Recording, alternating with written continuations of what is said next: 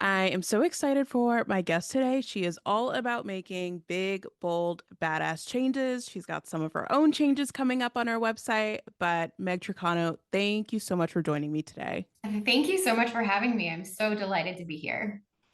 What got you into the work of change? All right. So, this is a circuitous story, as many people who have kind of second professions do. I came to change coaching through burnout. I was a federal contracting researcher for a long time, over a decade, and I burnt out really hard. And I realized I had started a money coaching gig on the side, if you can believe it. And I loved it so much. And it brought me so much energy and so much joy. And so when I hit my breaking point at work, I was like, okay, I'm going to do this full time. I'm going to do what it takes to see if I can do this full time. And so I made an exit strategy and I came to money coaching full time. And I did that full time for about 2 years. And I would get clients in and we would be talking about money related stuff, budgeting, whatever. But we would get at the psychology beneath all of that. And what I started to realize was that change is actually at the center, was actually at the center of everything.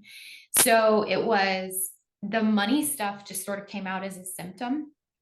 And so I started pulling the thread of, okay, maybe we are actually just talking about change here.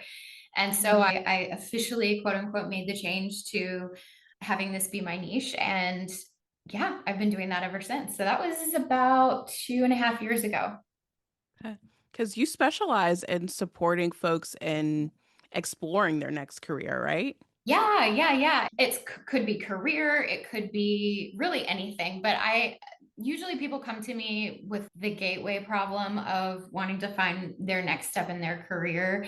But many times, as with the money coaching, you get down in there and there's other stuff that comes up to the surface too. It's relationships, Mhm. it's identity. There's a rich psychological person underneath all of this that, your work is just one element of it. And could be all sorts of different things. So, yes, people usually come to me with a career thing, but that's like the Mhm. gateway drug, and we get into it after that.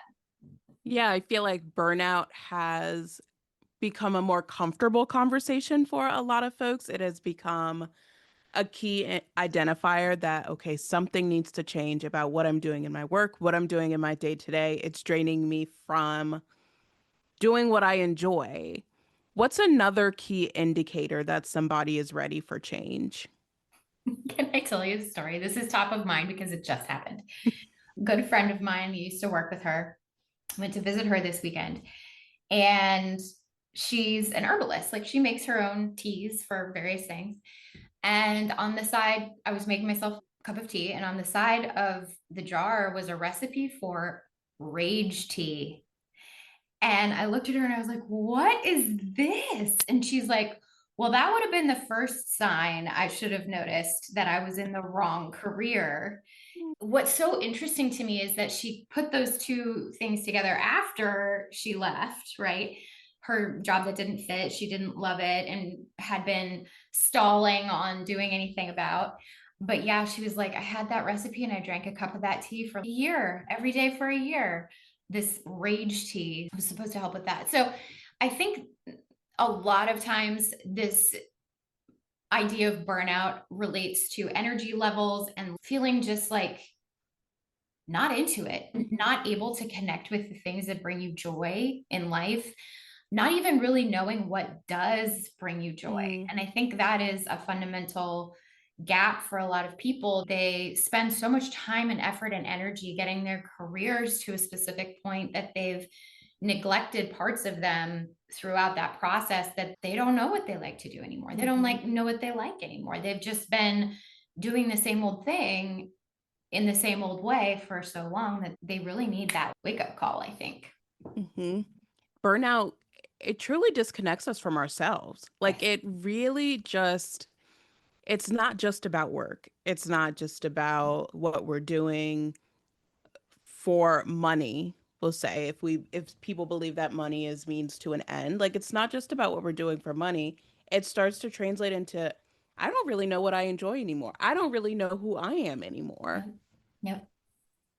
Yeah. And those are really scary questions, right? Like you've worked your entire professional life to get to a specific point, or you think it's going to give you something when you get there. Either you're going to feel a specific way, you're going to have something, you're going to be happy, you're going to be satisfied with what you have. Almost never does that actually happen unless we're practicing along the way how to drop into those feelings of feeling accomplished and enjoying our lives. You don't just magically wake up one day after you get that promotion and your life changes. Is That's not how it works.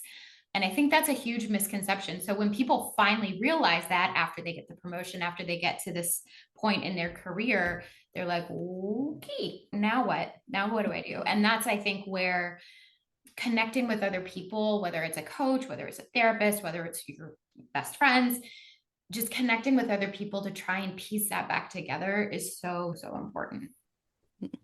And then when we make that change, a lot of times it can be a really good change, a change that we're really excited about, but there's still grief that comes up.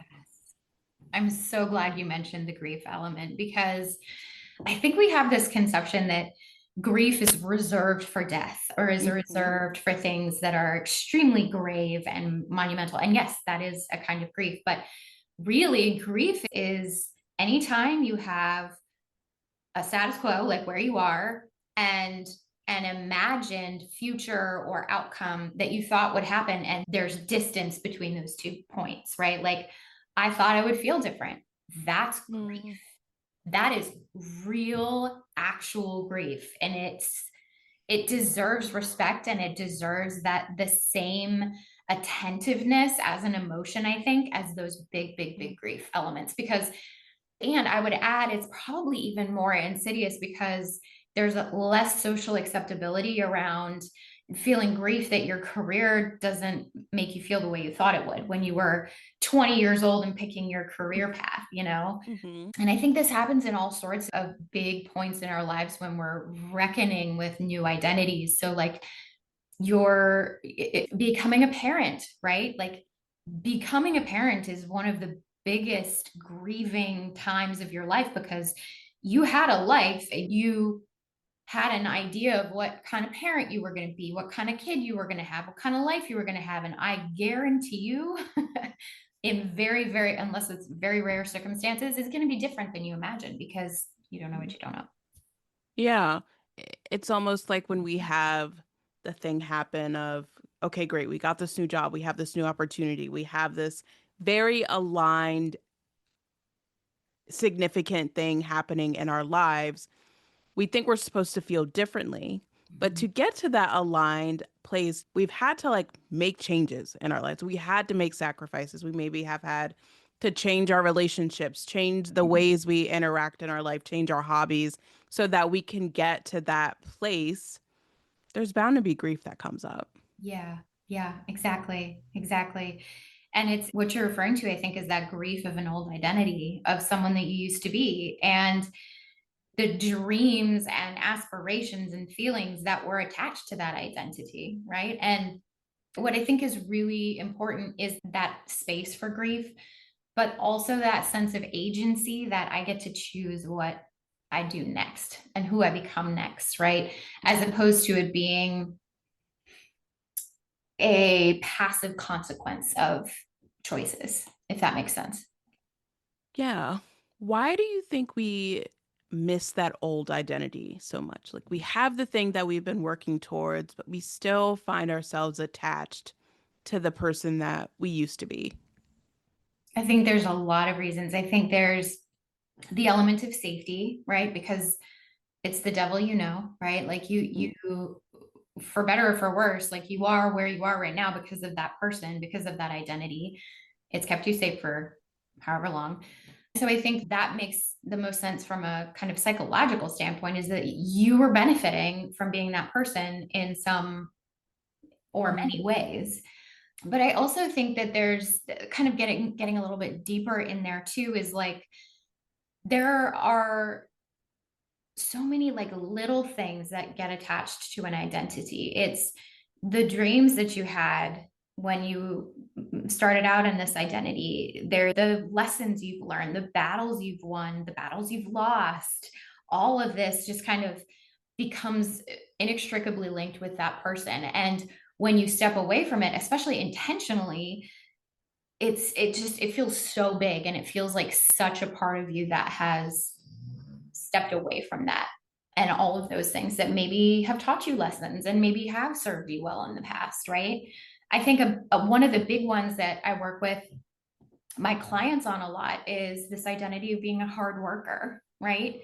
Hmm. It got them far in their life to be a hard worker.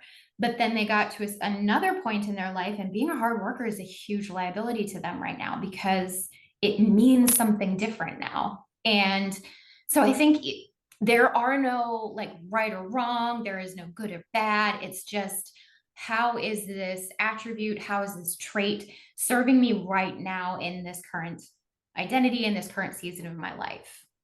I love that you choose the hard worker analogy because I feel like a lot of people, when they transition into entrepreneurship, there's that drive, that hustle, that, okay, now I get to work 24/7 for myself. And it's like, actually, I now have permission to work in the ways that feel good for me. And so that means some days I may work at my desk, some days I may work from the couch, some days I may work from a coffee shop, but it's undoing that learning of what it means to be a hard worker and what it looks like to be a hard worker and how that yields results. Mhm. Yes, yes, yes. And all the stories that we attach to that, right? And like you said, what it looks like. Well, I'm working just as hard from the couch as I am from my desk, or whatever it is. I've had to learn that lesson so many times as an entrepreneur. I have to keep relearning this lesson because it is so deeply ingrained in me to be the hard worker, right? And Mhm.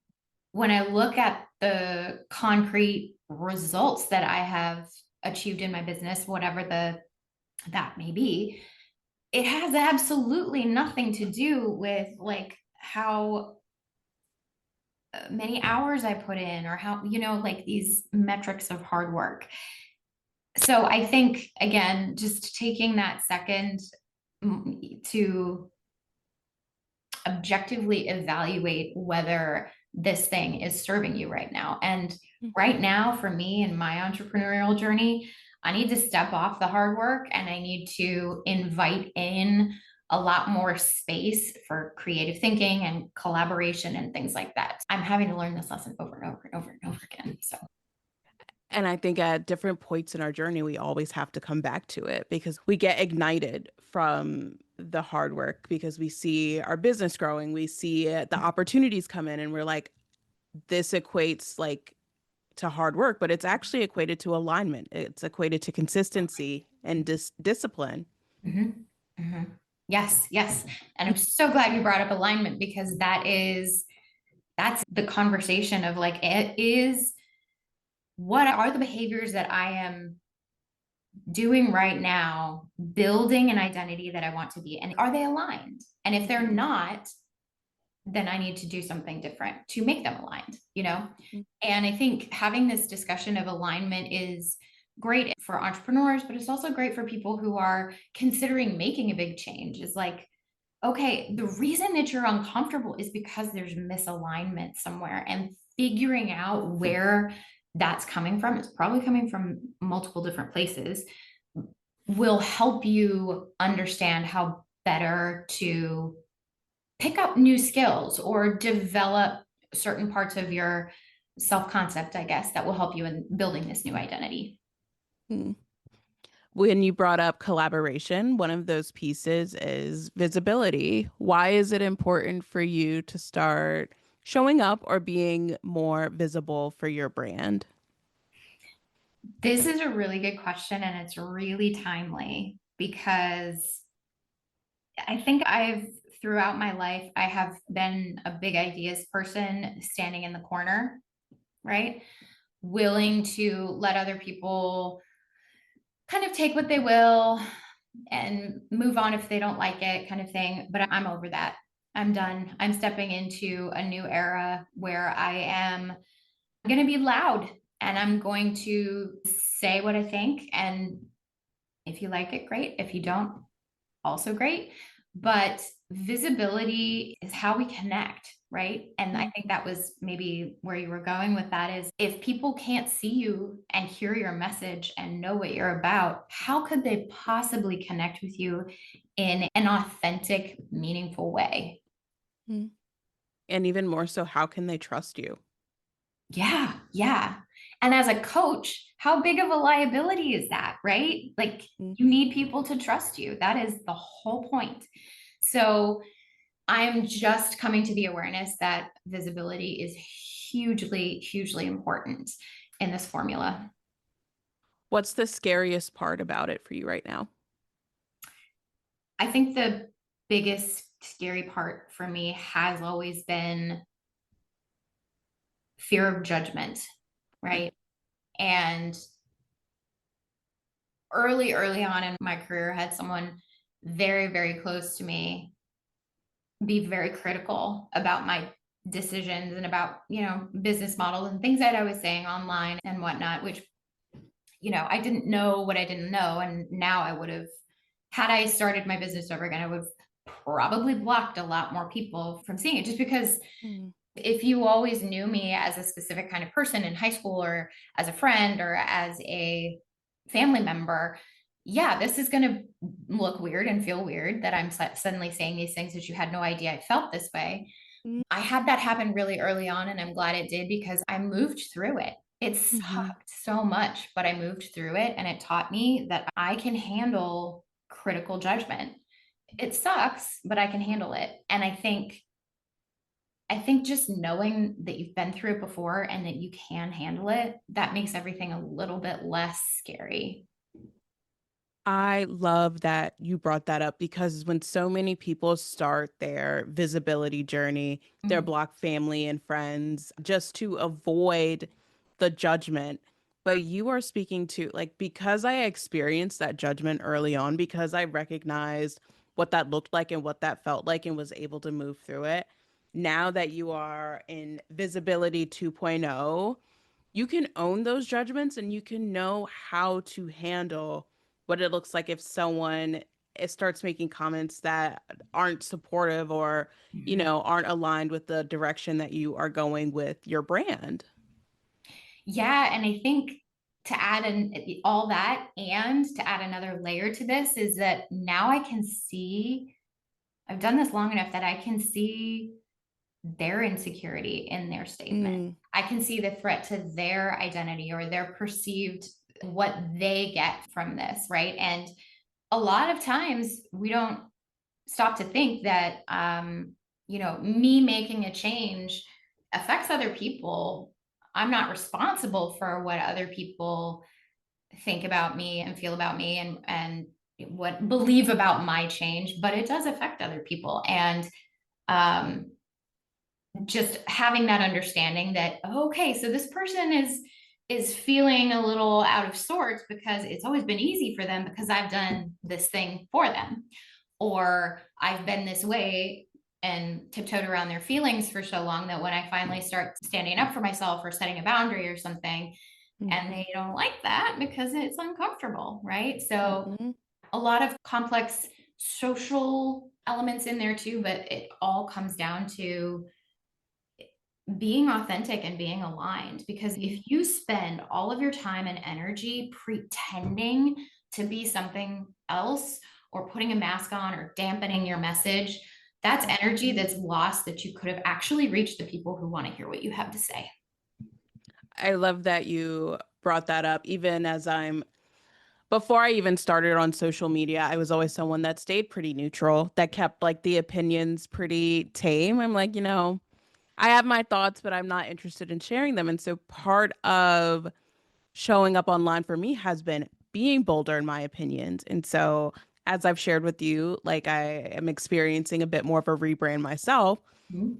being under the guise of like my therapist identity that allows for more neutrality, that allows for more multifaceted takes. And so taking that veil away has been unnerving in some way because I recognize, oh, I get to stand on like my own voice and my own opinions, and people may get a bolder, louder side of me. And I could be rubbing up against like an insecurity of theirs. Like I could be doing something that they may be laying in bed thinking, damn, I wish I was out there doing that.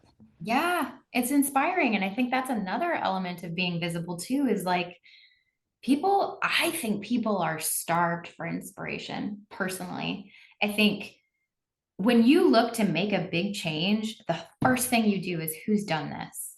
Or who can I look to that can show me how to get started? Similar things. And when you're being quiet and you're like saying the right words, but it's really disconnected from the true depth of your message, I feel like you have to be loud and you have to, not loud, you have to be clear and bold with your message. It's amazing how often we look for a blueprint and that offers us that Mhm. comfort to move forward when we are like, okay, who's done it? How are they doing it?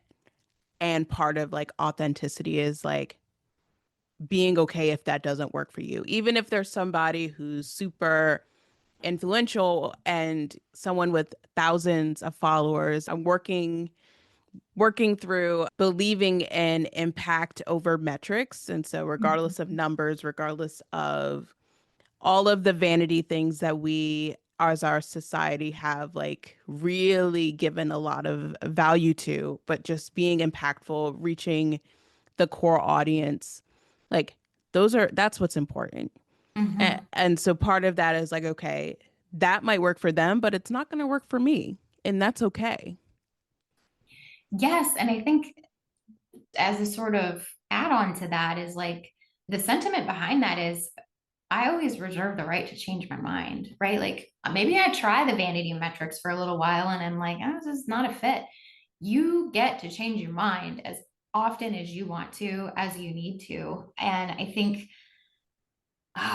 that there's a lot of like crap around this in popular culture and society about, if you change your mind too often, you're flaky. But I actually think Mhm. it's a power move. Like if you're like, I think this way, get some new information, you have a little bit more lived experience, and then you're like, actually, I was wrong. I believe this now.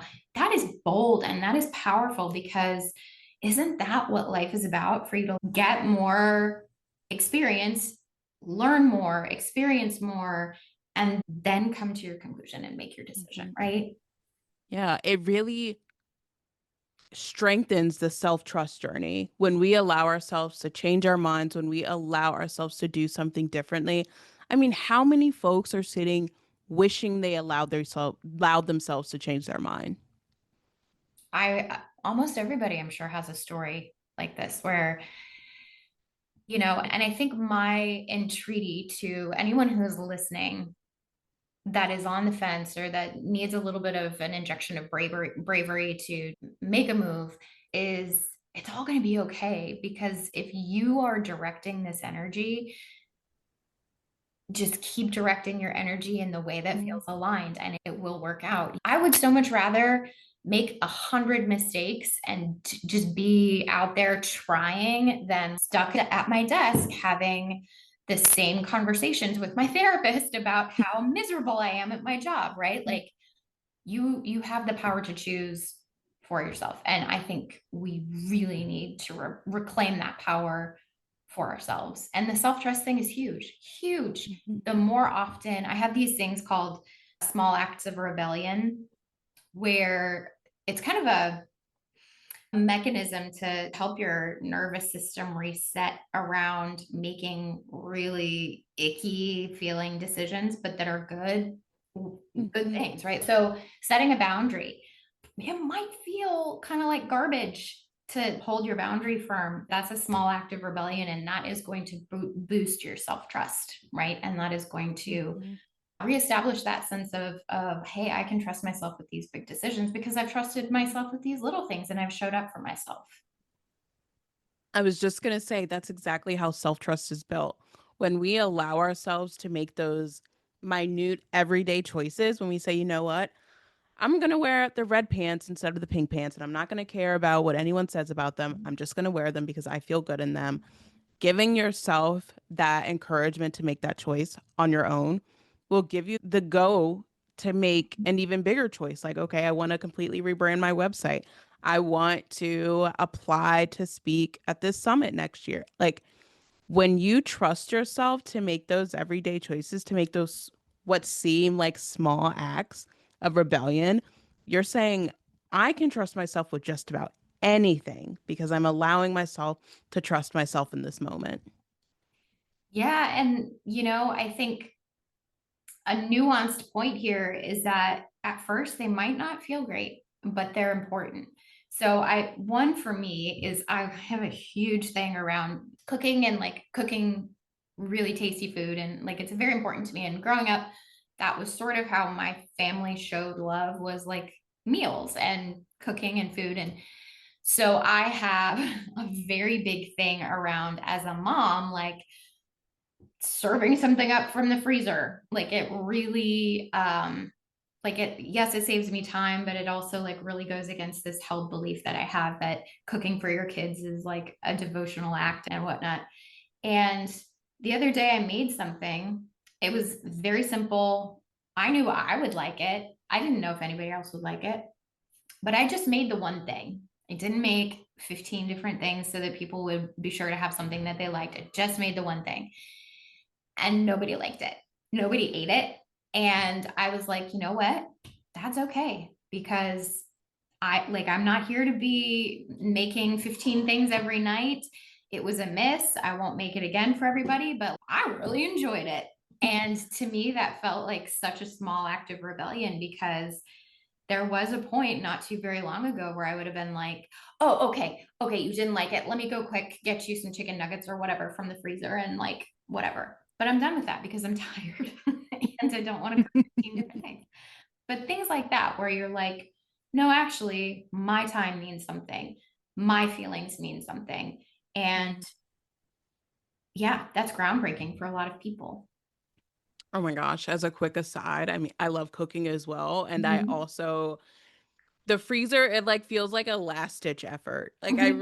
really hate reaching for the freezer, but I'm like, I'm tired. I worked all day, or I may not just have it in me, and that's okay. And so, giving myself that flexibility to reach for the freezer and cook something or do a little something in between, like it again, rebellion and building that self trust and prioritizing your own needs while being able to support those around you. Yep. Yep.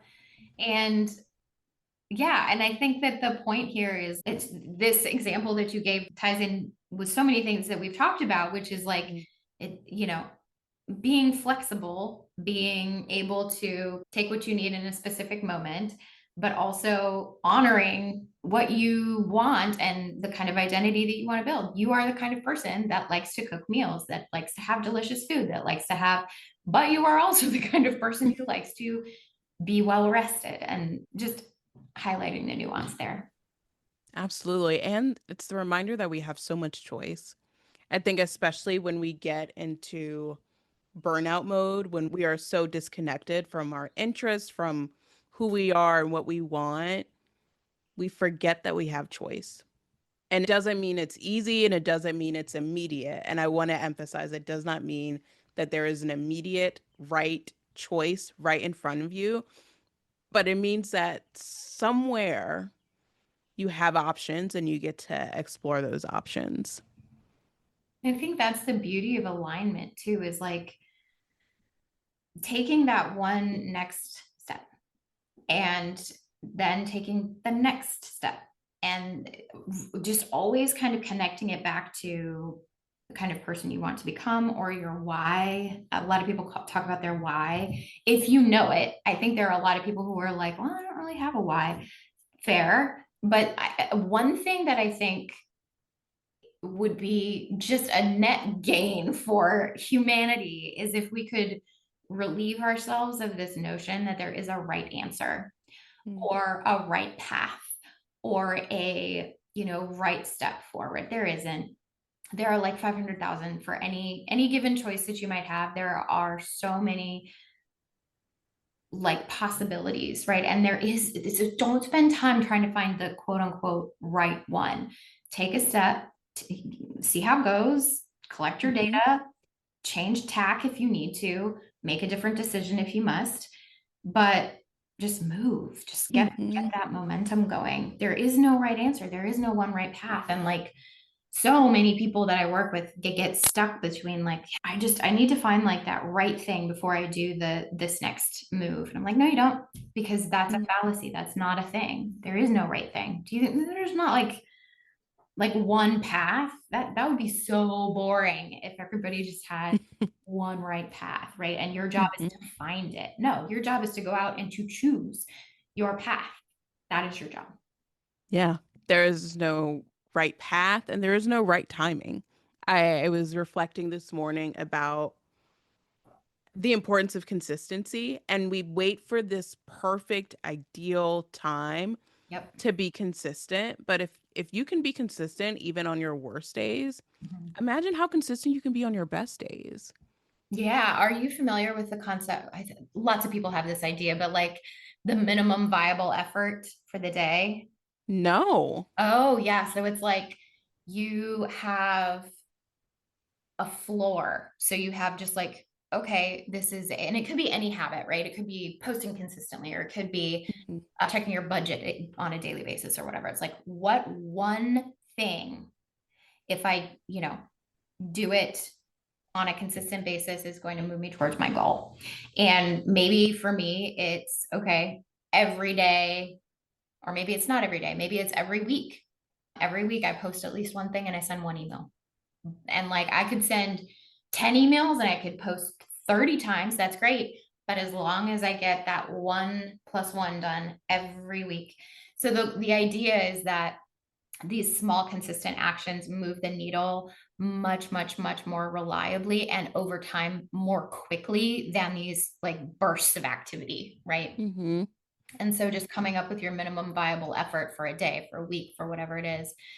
And I think that is a really transformative idea in a lot of different ways. Could be for your role as an entrepreneur, could be your Mhm. health goals, it could be your fitness goals, it could be anything that you want. For me, it's at a very minimum on a daily basis. I'm going to drink water and I'm going to move my body somehow. Like, I don't care how it gets done. I don't care if it's walking my dog, just so that it gets done. Right. And over time, that's going to help me become the healthy person that I want to become, better than Mhm. if I get really obsessed with Pilates for 2 months and then quit doing anything for the rest of the year.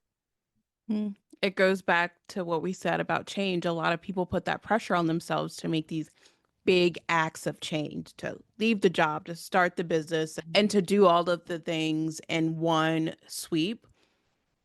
Just give yourself like that first step. Yep. And then tomorrow it'll be the next step. And then maybe a couple of months later, you can add two steps to it.